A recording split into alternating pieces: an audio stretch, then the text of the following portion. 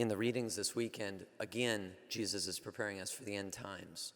That's the whole focus of all the readings throughout the whole month of November. And in a special way, I think that Jesus is inviting us through all these first readings from the prophet Daniel to consider what heaven is like. And sometimes we hear these readings and, there's all this stuff going on.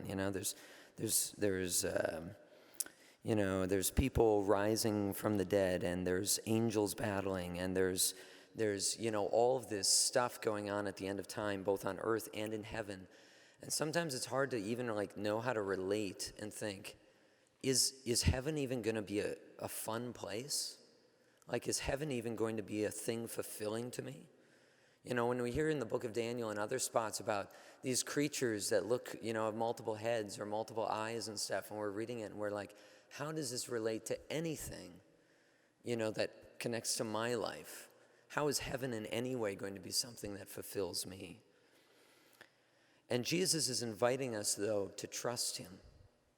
Because sometimes the ticket to our happiness is not the thing that we're expecting.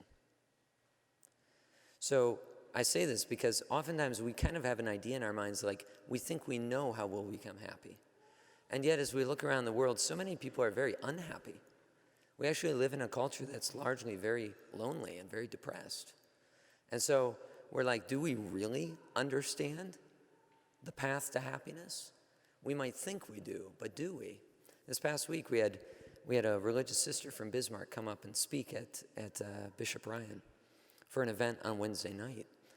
And she's a Dominican sister, and so she comes in her full-on habit, and she comes and speaks, and her speech was excellent. Her talk was great, and it wasn't, though, particularly flashy or anything. But so many people, especially a number of middle schoolers, came to me afterwards and commented, "Father, I don't know why, but I was just drawn to her. I was very interested in what she said." And she even said to me, she spoke for a half hour, and she said at the beginning of her talk, people were totally checked out. And then by the end of her talk, she was everyone was looking at her. Totally glued into what she was saying. There is something just appealing to us about God. And sometimes we don't even realize it until we come in contact with it.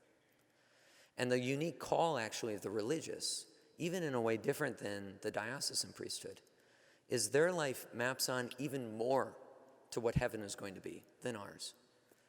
And so when we run into them, we actually are, if the religious are living out their vocation well, we are brushing up against heaven. And so I think we run into them and we don't even know why, but we're just kind of drawn to them. Maybe it's because we actually are drawn to heaven. And something about heaven will fulfill us, that even if we think we can fulfill ourselves here, we clearly can't. This is why, as I've said before, I think we should be praying that Jesus bring a religious house to Minot. We need some community of religious, brothers or sisters or something, because we need two things. We need one, we need them praying for us, for our sanctification. But we also need them so that we can encounter them and be reminded in the vocation being lived out well of religious life, a foreshadowing of what heaven's going to be like. It makes us live our vocations better too. It makes us priests better, and it makes the laity better, because everything snaps into line when we have God at the center of what we're doing. Jesus, we ask you to give us a desire for heaven, and if it be your will, to send religious orders to the city of Minot.